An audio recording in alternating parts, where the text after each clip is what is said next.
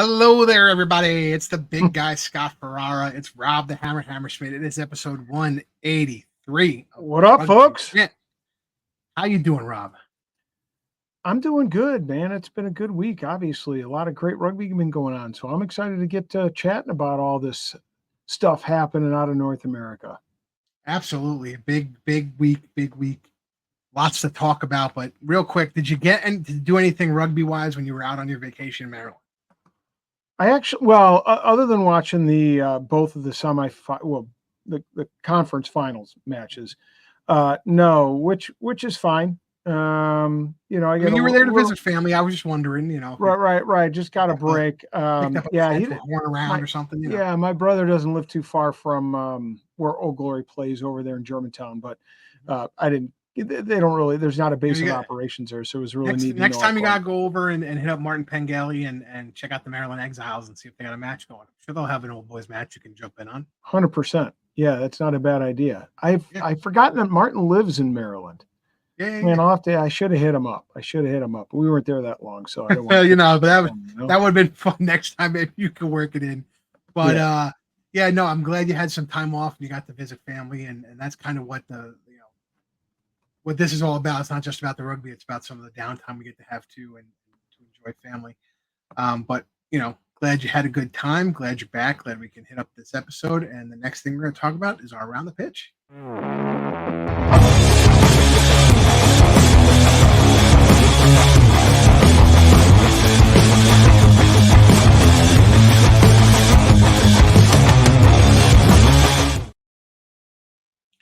And we're going to do it a little bit differently because our around the pitch topic is really just the fact that USA Eagles make some history. The women's win bronze in the 2024 Olympics in Paris in sevens. There's like 17 different storylines we could talk about, Rob. If you want to kick it off, go for it.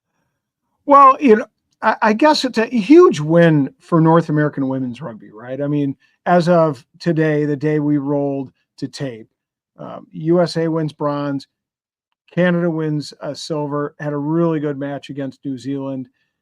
Again, it just shows off the talent, the beauty of the women's game in North America, and that really the sky's the limit. So we'll get to talking a little bit about what's going on. One of the things I wanted to mention is ILNMR.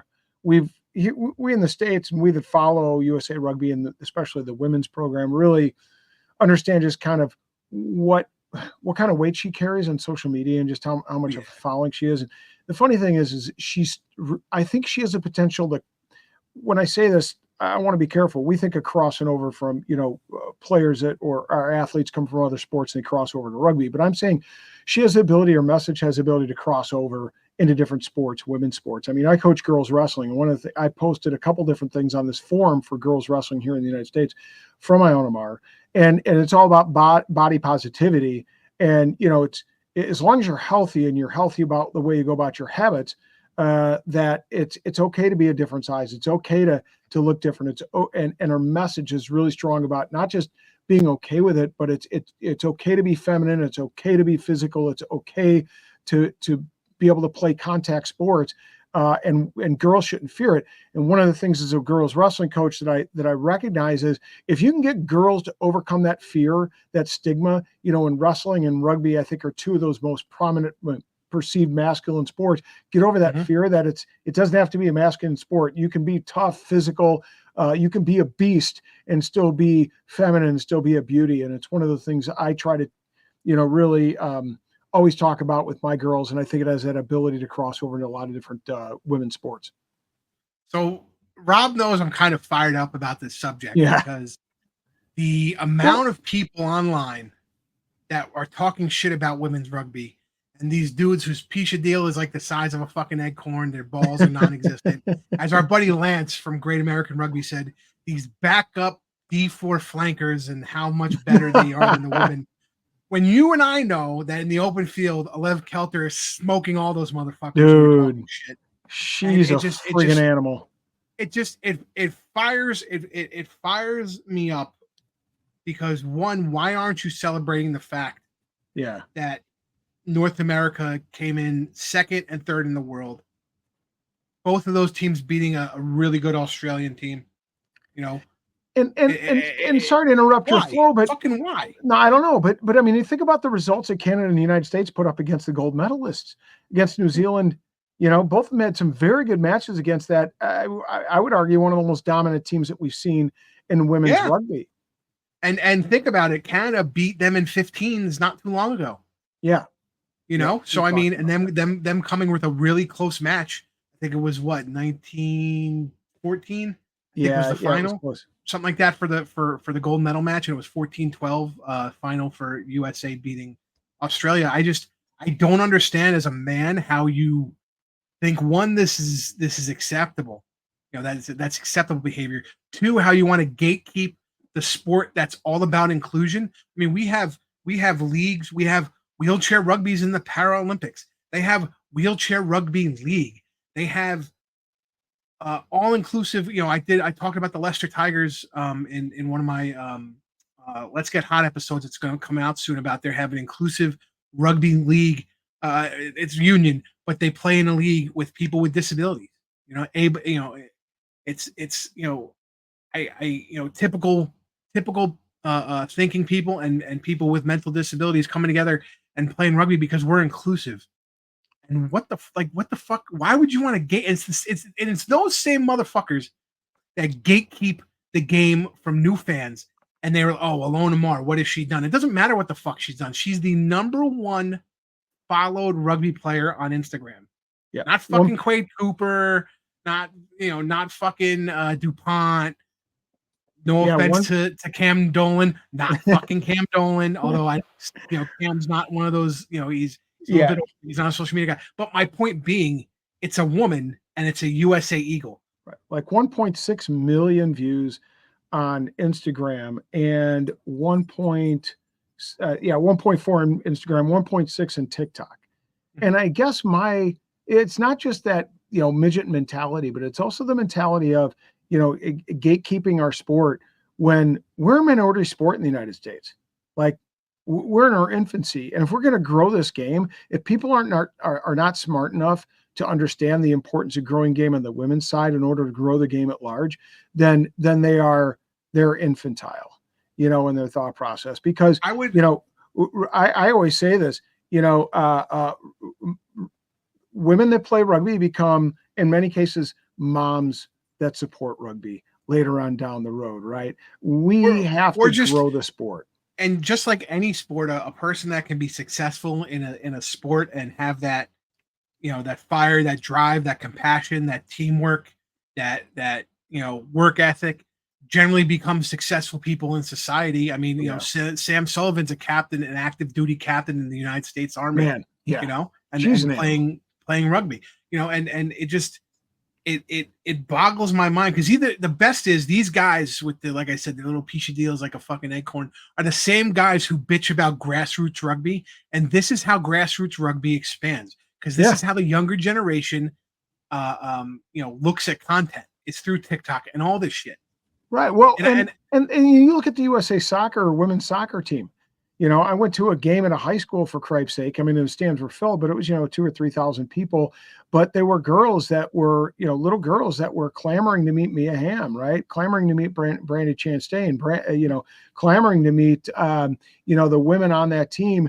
And those are the girls that are now, the backbone of our women's team, right? Yeah, they're on the team now, and that's who they got to see prior to social media, because it was on ESPN. That World Cup win was on ESPN when Brandy ripped her shirt off and celebrated. And again, you had men poo-pooing the way she celebrated.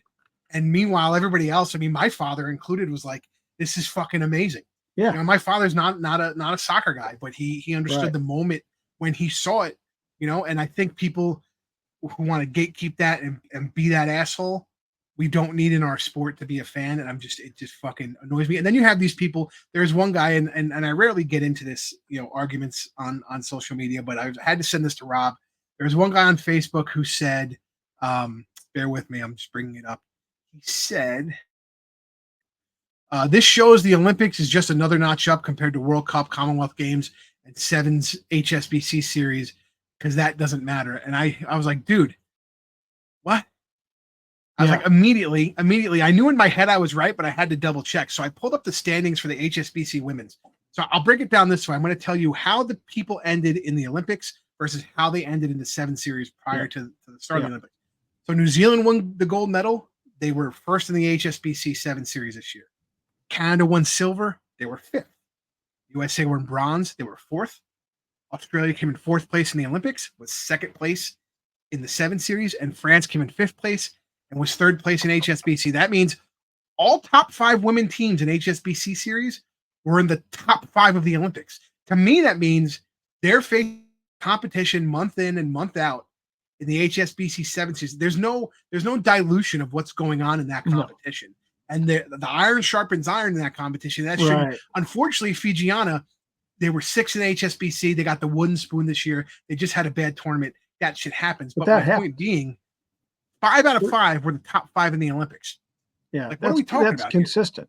Here? And if you think about it, I mean, why is it that USA women have been able to perform so well? It's because they're in on that HSBC 7 circuit, and so they get to sharpen themselves against the likes of New Zealand and Australia and France. Tournament in, tournament out throughout that HBC series. I mean, I was irritated because I picked up and looked at I was just flipping through because obviously Ione has got a lot of press, but in one of the pieces in Planet Rugby. Is that the one you sent? Yeah, Planet Rugby. I'll quote some of the guys. So she's a star of the game. Is that the result of her achievements international, or is it because of her Instagram users in the USA? How many World Cups has she won? Must be a slow news day. Her coverage of the 2021 Olympic Games in the Olympic Village, single-handedly, I will die on this hill. Single-handedly caused TikTok to sponsor the Women's Six Nations. Yep. Guinness didn't sponsor the Women's Six Nations. TikTok did because of Alona Mar in the 2021 Olympics. These guys are fucking idiots. They're Rob. They're fucking idiots. The women have done something that men in rugby all over, whether it's New Zealand, whether it's England, whether it's South Africa, I don't care, wherever, they've been able to figure something out, how to put themselves out there and get and as a result get the game out there, right? Mm-hmm. How to get themselves out on social media so that it attracts more people to the game. Thank you. Why do we get our pants in a bunch when somebody does this? We should be celebrating what that accomplishment off the field is able to do. And yet she backed it up. They backed it up this, today on Tuesday.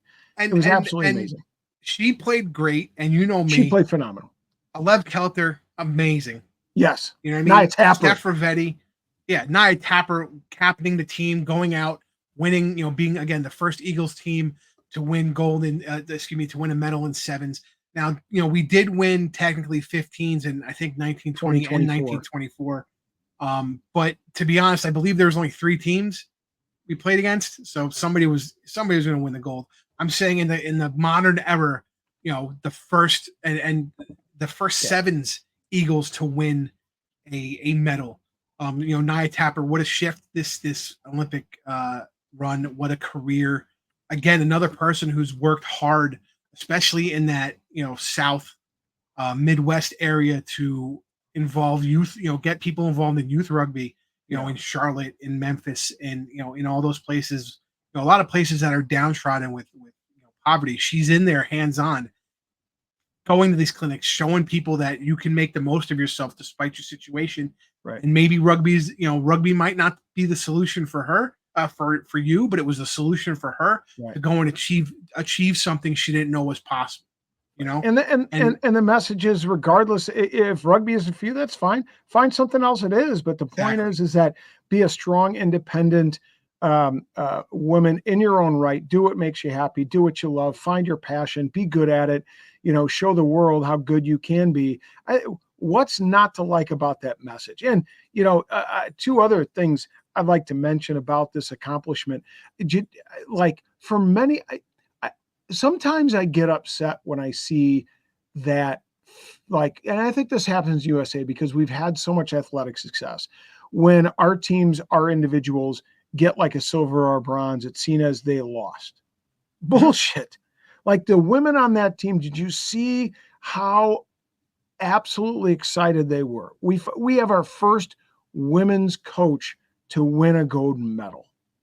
You know, She was the only female coach, men's or women's. She was the only female head coach. Yeah. In the entire Olympics right now. We had the only female head coach. You know, and that says something.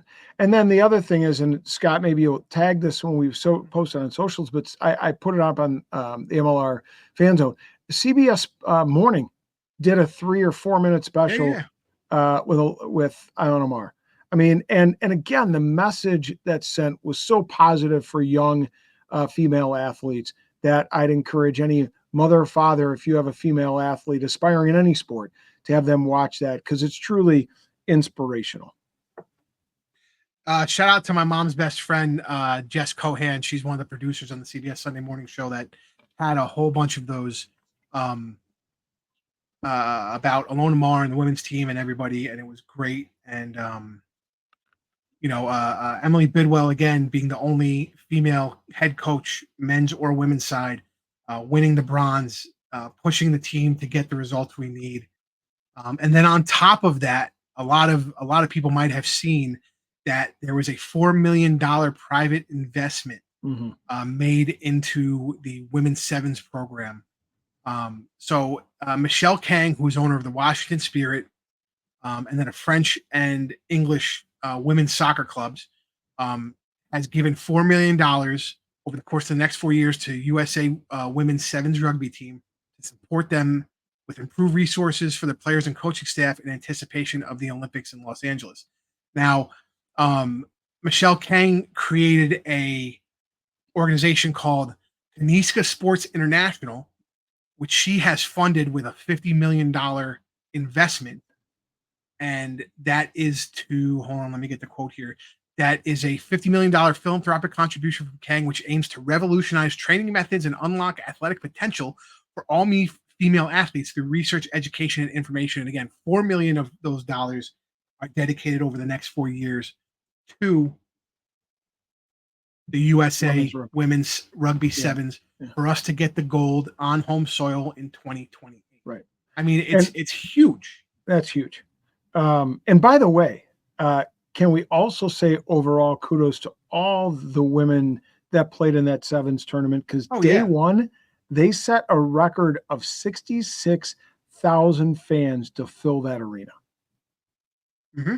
You know, so again, going back, 6 nations filling huge stadiums like Twickenham for the final. The day one of the women's sevens, filling stadiums during the final. The women's game is rolling, and we should embrace it. I mean, it's unbelievable. It's one of those, you talk about. I'm a big Olympics guy. A lot of people know that, and these the moments. Me and my parents like to reminisce about stuff and things like in 2000 with Eric the Eel, who became an inspiration and kind of like almost a joke recently. Prior to this Olympics, where the Olympics was looking to add countries that might not necessarily be the best in these sports, and they were looking to add things.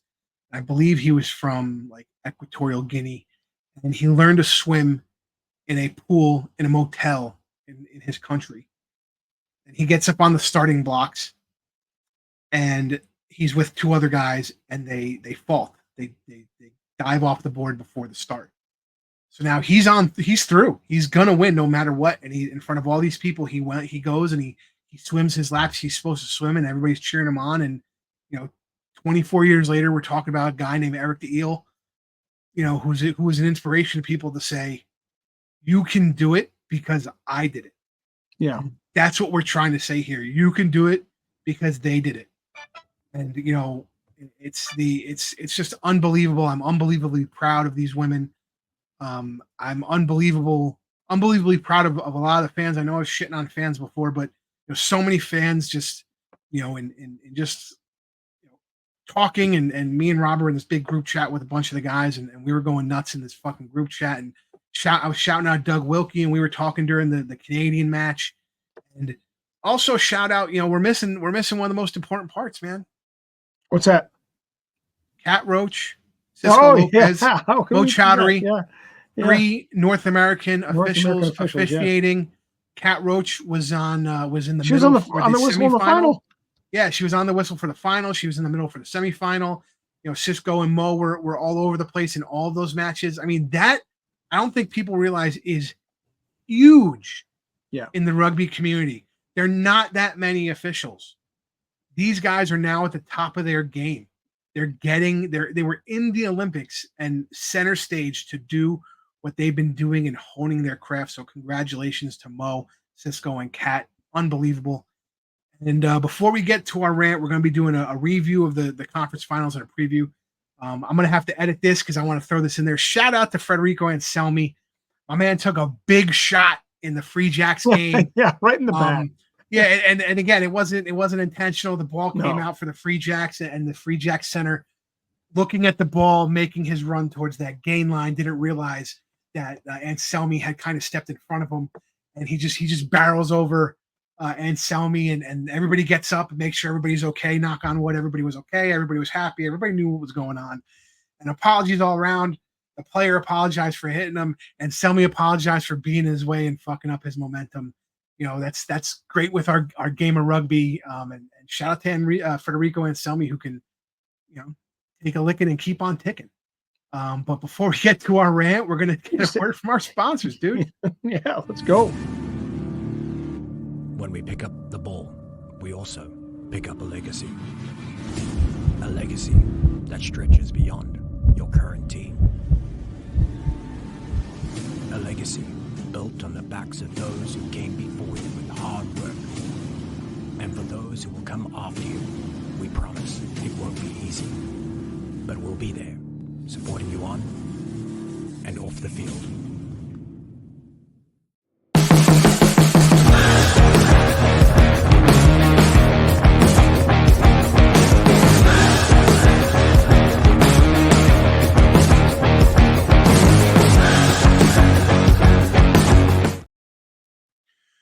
So like we talked about, we're going to kind of recap the conference finals. It was a good set of rugby, tight matches. I got to be honest. It seems as though, when I want to say the past few years, blowouts are few and far between. And even some of these scores at the end that seem like blowout really ran away at the last 10 minutes versus, it being a blowout the entire time. So, it was a fun weekend. I mean, you said you got to watch down at your brother's house, right? Yeah. I made sure that the Hounds match was on at the appropriate time. So we watched that live, and we had some other plans. So I went ahead and recorded the Seattle Dallas match and came back to that and watched it later on. I got to tell you, so, okay, fans. So listen, picture this scene. So I've recorded the match, okay? And my brother and I are going to sit down to watch it. Now, I will admit that I knew the outcome of the game. I tried as I might to stay away from finding out. It just I probably texted you, but yes, yeah. That sucks. It crept into my socials, but I didn't know what the score was. And I think it had more to do with the fact that in our group chat with the MLR leaders, fan leaders, I was just kind of getting hit up there in my messages, my instant messaging. So at any rate, blame your friends. Continue. Yeah, right. So we're watching the game and we're enjoying the game, and it's a tight match. It's a close affair, and man, Dallas is doing. At half they're winning by 1. Then they're pinning Seattle back deep. They went ahead, and there's just like 5 minutes left. And guess what happens? Cuts out. Yep. You have to record the extra 10 minutes. Otherwise you miss the end. And my brother and I, and he played a little bit in England when he was doing in college. So he knew a little bit about the game. And we just looked at each other and went, oh no, because at that point Dallas was winning. Right. And we had no idea what happened at the end of the match and how Seattle scored, because they were pinned back deep in their end. So that was my aw shit moment from this weekend. It's sad to say, but we've mentioned it multiple times, specifically in season 5 of our show, about how the TRN feeds have gone downhill, or these things have happened. This actually happened on Fox Sports 1, where your friggin' recording just stopped. So it could even happen to these big production companies, everybody. So, take a deep breath sometimes when you're going to watch this stuff. And remember, shit happens. Rob might be old enough to remember. What's the my dad loves to talk about it. It was the Steelers. The Steelers were playing in a playoff match, and they cut off the last. Was that versus the Raiders? I think so. Right? Something Gate, and they started just playing a movie. No, it was a TV show. It was like Little House on the Prairie or something like that. It was something. And my dad talks about that all the time. And then that's kind of what changed the rules of what we know in the future on how these things are done. But we could start off with the New England Free Jacks beating the Chicago Hounds 23-17 at Fort Quincy. That took place on Saturday, 1 p.m., which was good. I think a good time to have that, especially on Fox Sports 1. It was kind of there wasn't too much going on as far as the Olympics were concerned. At that point, it was the men's medal round. So for us, it was easy in the morning. It started really in the morning. I think 9:30 that coverage, and kind of went up until kickoff. So it was a nice timing, I think, for the MLR to start that match, Rob. But what can you say about your Chicago Hounds here? Just coming up a little short. Well, they came up short, and I knew they were up against it. New England Free Jacks. Look, I will say two things about them. They are a poised lot, and they can play from behind. And at the end of the game there, they knew how to play the game to wind down the clock. And I think if you look at a lot of teams, what you'll notice a big difference is some teams panic. Even when they have the ball, even when their field position is in their favor, they have possession, they panic. And when they pick and go, or when they go short ball to the forwards, there's inevitably a knock on. The Free Jacks are really poised in that position. They know how to hold on to the ball. They know how to freeze teams out. They know how to frustrate teams in situations like that. And they did a heck of a job at the end. And obviously I was disappointed for the boys, but I'm incredibly proud for what the Hounds were able to accomplish, given the rough start that they had, through up until the Dallas game. I think when Sam Harris was let go, I mean, they accomplished what they just did the city and did their fans and the Kennel Club very proud in what they were able to accomplish. Dylan Fawcett scores a try. I still, and we'll have to check with our buddy MLR Stats, but I'm pretty sure he still leads the league. 14. I think he's tries. 14 tries. I think watching the match, it was hard fought, but there wasn't a lot of penalty activity as far as there's a couple penalties that were taken, but it wasn't anything. Yeah, two yellows. No, one yellow, I thought. No, there were two. You sure? Because I thought Connor Keys was the only guy who got a yellow. It was Connor Keys, and then there was another one for a dump tackle. Or maybe I'm confusing that with the Seattle. I think you're confusing that with the Seattle game, because there was two. There was 3 yellow cards, I believe, in the Seattle game. That's right. 2 against Dallas, 1 against the Seawolves.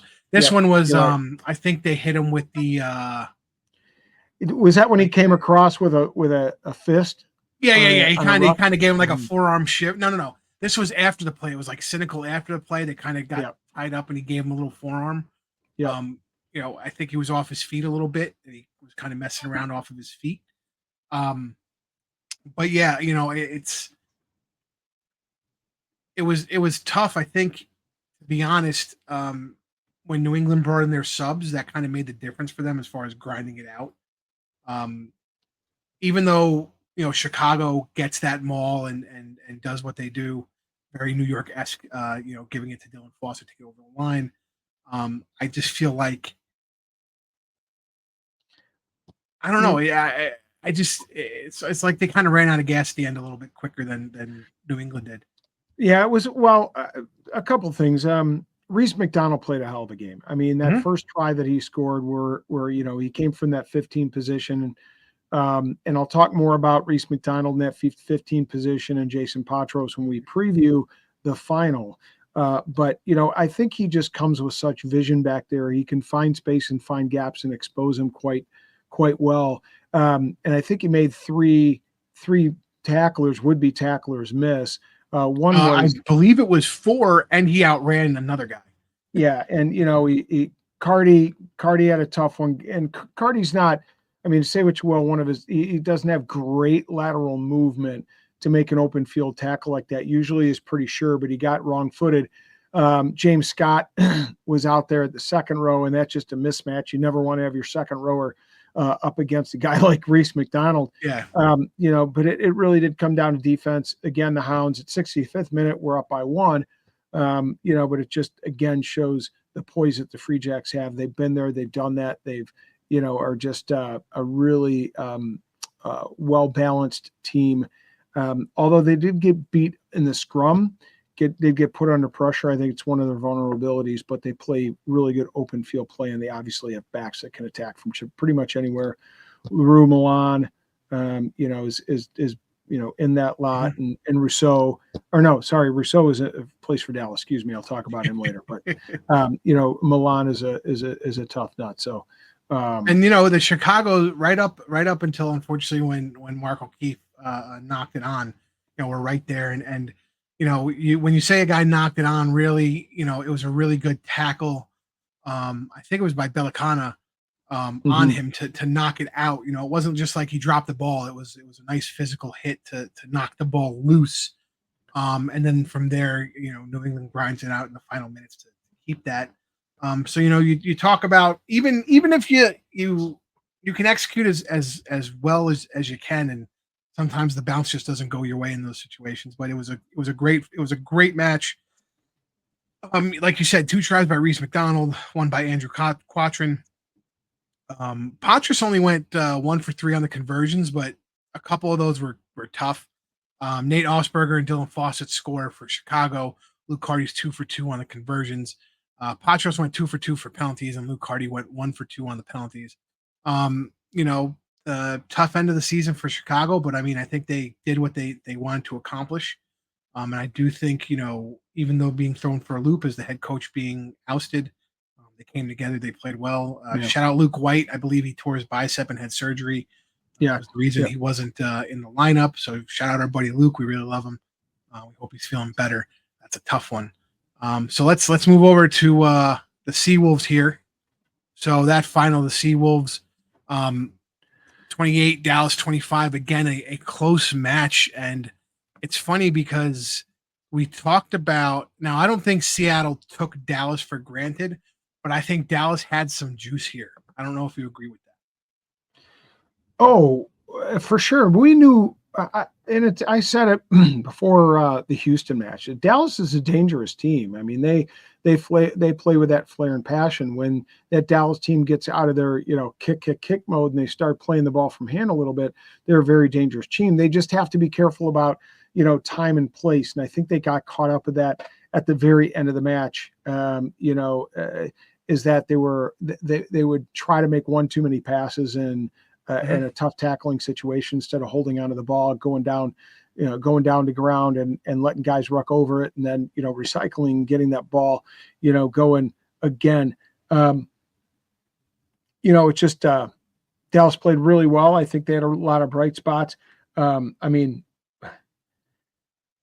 Kubela, for all that you say, I mean, an absolutely horrible missed tackle on Seattle's final try. Your center, your out center's got to be a better tackler than that in those situations. I'm not calling, I'm just saying he didn't have a very good moment, unfortunately for Dallas, but they played a really great game. Yeah, no, I think unfortunately problems started for Dallas at warmups. I believe,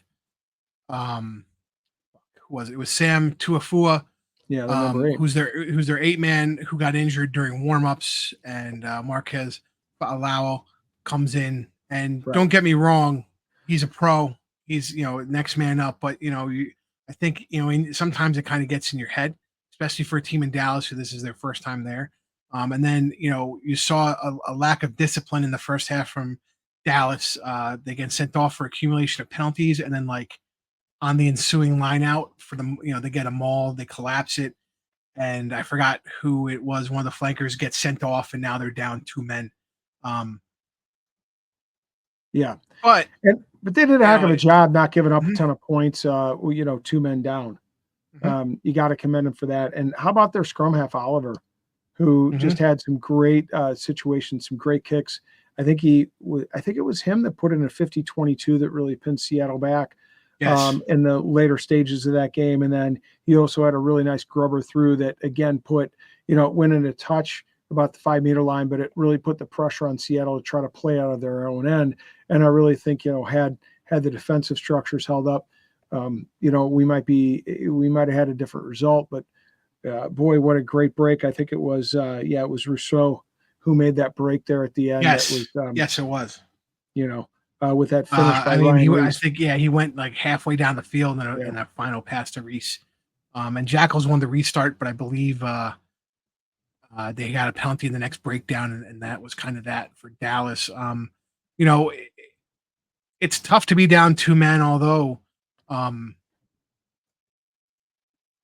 it really didn't hurt them in a way that you would normally see. And then, Seattle then goes and has a dangerous clear out. That's what you're talking about, the clear out with the forearm that Yep. goes is the yellow card. Now Seawolves are down. So I do think that Seawolves took the punch on the mouth way better than Houston did, obviously. And it was really Dallas shooting themselves in the foot, which is one of the hardest losses to take, in my It opinion, is. Rob. It was right there in their grasp, right? Yeah, it was right there. I And how good was JP Smith? He Right, was great. that was the JP Smith we were hoping to see during those 2 international matches a couple weeks ago. Mhm. Right, I'm not saying he played awful, but I I mean, don't he know did that have we that saw one, I quintessential believe, JP. but I believe he had the one where he knocked on the try and he dropped it before he could down it, Yes, he which, did.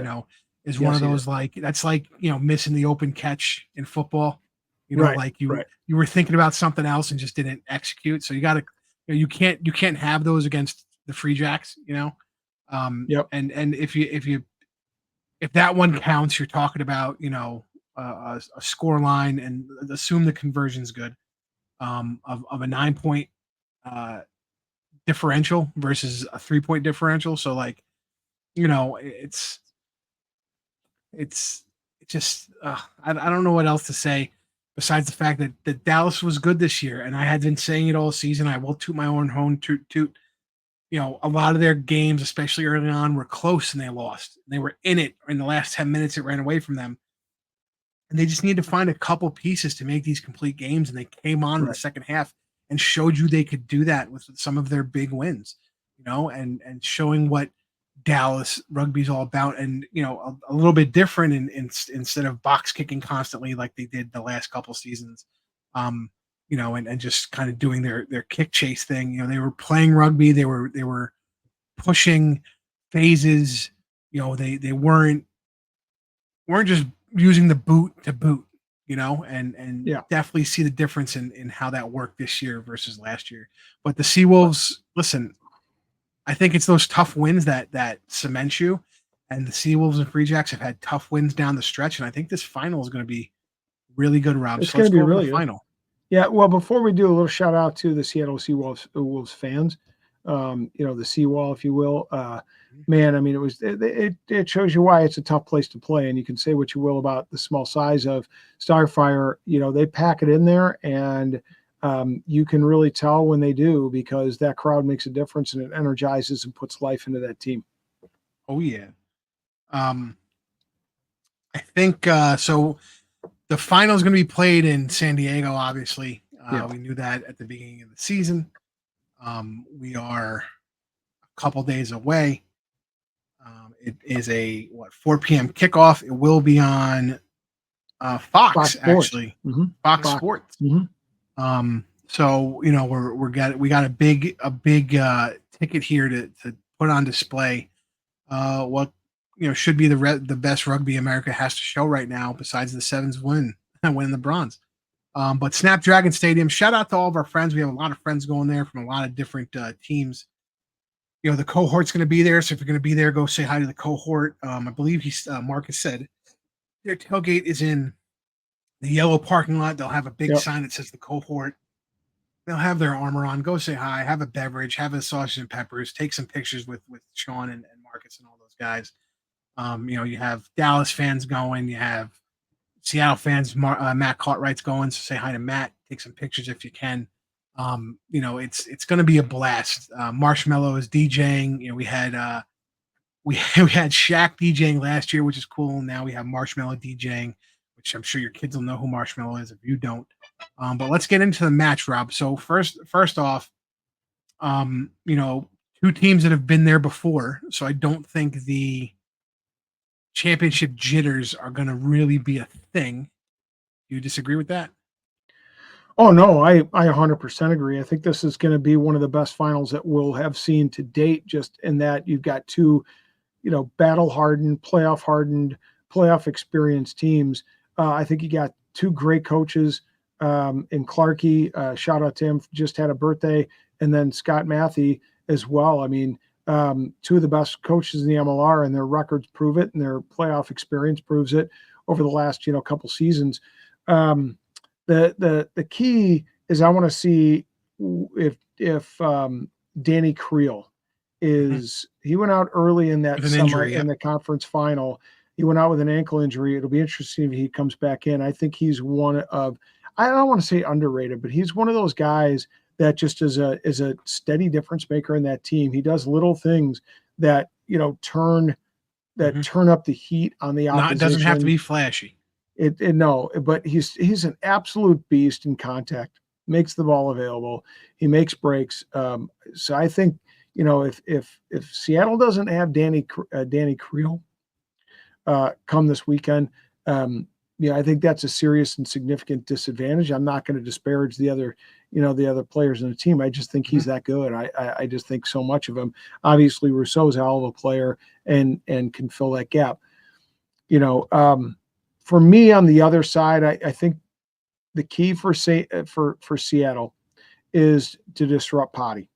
Right? We've seen this year when Patros either A is off his game because you disrupt his game, or B, he's out of the lineup, they have difficulty covering for that loss. I mean, you could disparage him. He didn't have a great game on the score sheet in that conference the conference final, but he does little things that just really, decision-wise, and he puts people into space. I mean, that's what a proper number 10 does.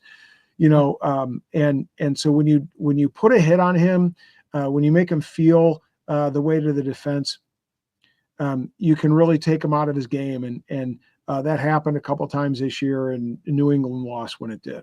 And Reese McDonald will come in at 10 to fill a spot. And I just don't think that, they may not have a better option there, but I just don't know that Reese McDonald's best position is at 10. He's too much of a distributor rather than, a person that can stand back from at that 15 spot and really pick and choose where those gaps are and where to make space available, though. I mean, and the other thing is, I talked about the missed conversions. You had two semifinals, one with a point differential 6 and one with a point differential 3. And, it might come down to that at that point. Yeah. You know what I mean? So it's tough to miss those kicks. And again, they were poorly angled. Don't get me wrong, they're poorly angled. Yeah. But if you're pushing one of those range of a penalty, or you think you're in range of a penalty, those are points you're going to need to convert. I think you're going to see a lot of point taking. I have a feeling, if anything, you would see more of a set piece from Seattle than you would from New England. I think New England likes to play the back line a little bit more. So I think when it comes to maybe getting that penalty instead of a rolling maul, they're going to bring it down and pass it out to the back right away. Versus Seattle, who I feel would be better at the rolling maul. I feel they think they're going to have a better pack going into the weekend than New England, Rob. Yeah, and one of the other things I would look for, and folks, if you're somebody that like Scott and I likes to go back and watch matches and kind of pick up on some of the small details or small things. One of the things that I thought the Hounds did that was really interesting and really put pressure on New England was they used like a bubble defense or an umbrella defense. So they came up hard in the middle, right? And what that does is that close down the time and space for those centers to make decisions and get that ball out to the out to the wings. And so you have difficulty, that kind of pressure can prevent somebody like Bellicana from getting a lot of touches on the ball, because he's an absolute danger man out there. He's big, he's strong, he's fast, he makes good decisions with the ball. We saw that on one of the tries that he put up a try assist on. And then, of course, Reese McDonald has to, when that gap closes, it doesn't leave a lot of space for him coming in between the centers. So, watch and see what Seattle does on defense this weekend. See if they kind of put that kind of, fast, hard defensive pressure line, by getting that bubble defense. Yes, your centers are coming up hard. They're putting that pressure, and there is space to kick behind, but you have a wing that's back there to cover, and you have a 10 that can kind of come back and set back and cover that space back there a little bit too. So it does allow for you to kind of play both the pass and the kick, all at once. So I'll be interested to see how Seattle defends against them, see if they try to cut down that space for Bellicana to get his hands on the ball, for Reese McDonald to get his hands on the ball. I'll be interested to see how that back row or that second row for Seattle runs, because they had both their Rhino Hurst and Monry Nakuru. There we go. Sorry. Took me a while. Both played full 80 minutes, and Rob knows, as a tall, fart-smelling motherfucker. 80 minutes is tough for a lock to play. Now, again, I think it helped them against a tough Dallas team. But, in my opinion, just even subbing in one to get fresh legs of those tall guys does help you out, because it eases the pressure off the guy who is going to play 80 minutes, in my opinion. So I wonder if they're going to try and continue and just ride the hot hand for that 4-5 position. Was interesting to me. I don't know if there's, if there's analytical data to support what I'm talking about, but I always feel like, you have that sub that's going to be your lock, and strategically using them to take somebody out is always a big deal, in my opinion, around the 60th minute. And what's been working, what hasn't been working, who you're going to take out versus who you're going to leave in, who you trust to run the 80 minutes, and having both your guys run 80 minutes in the last match. Right. Me, is almost a questionable call.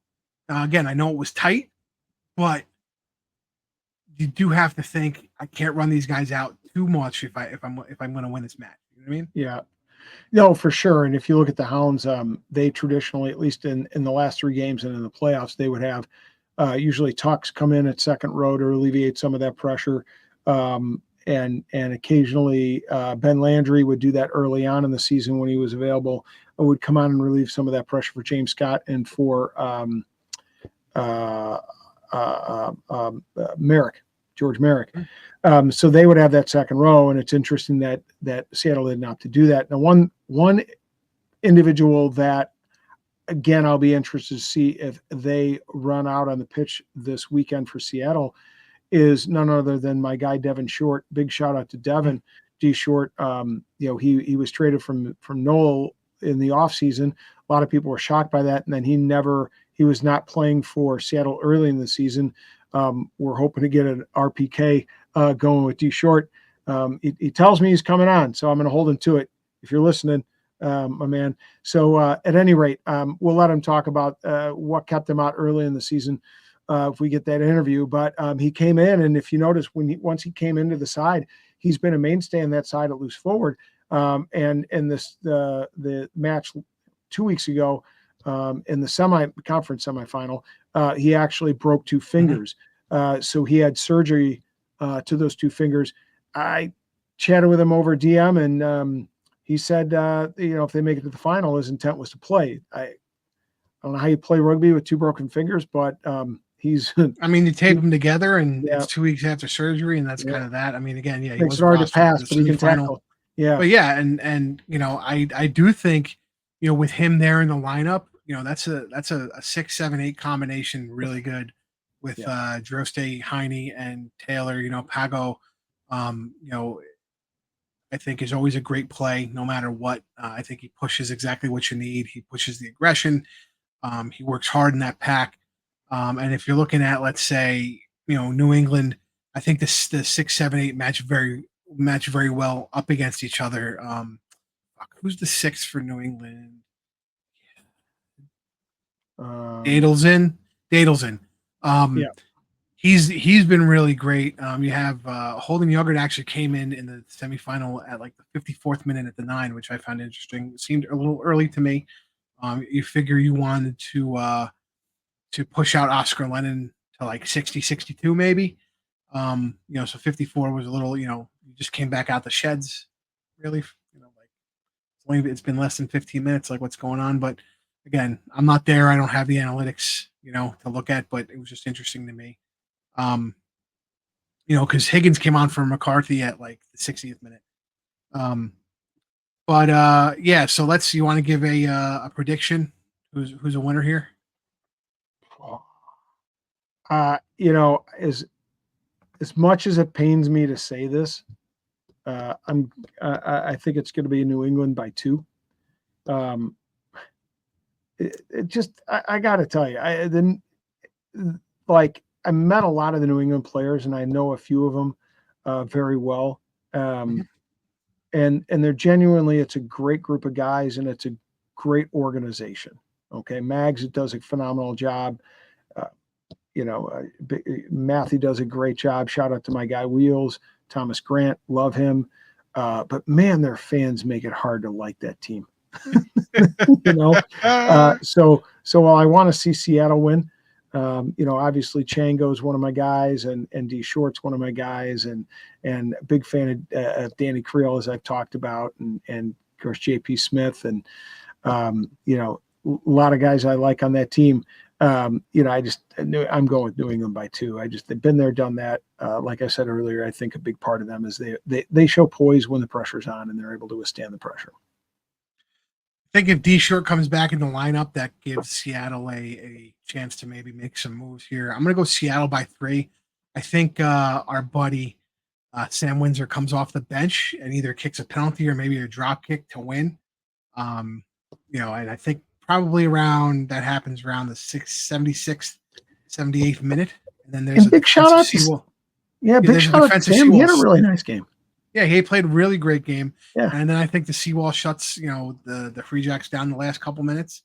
And I think you'll see what we call a typical Seattle win with the Seawall not breaking, knock on wood, against the Free Jacks. So I'm going Seattle -3 in this neutral site venue. So, Rob, I guess we'll find out who's right, who's close. Yeah, and by the way, that'll put the finishing touch on our Subaru this year. And so I've already mandated, if for some reason Rick Collins does win, he doesn't get shit. He knows this. I said it to him. It's been mandated. I'm joking. Well, he doesn't have a shot. He forgot a couple of weeks in his wedding bliss. He forgot to make some entries. Probably got tied up in wedding planning along the way. Lost a few weeks in there. Stars in his eyes. He was whispering sweet nothings. I don't know. All that stuff Drunk going on. Scotch, but a shout out to Matt Palkey, who is a Utah fan. He, he's right there at number 2. Nate Miller is number 1. He's an Old Glory fan. And Ross Palon is a Free Jacks fan. He's at number 3.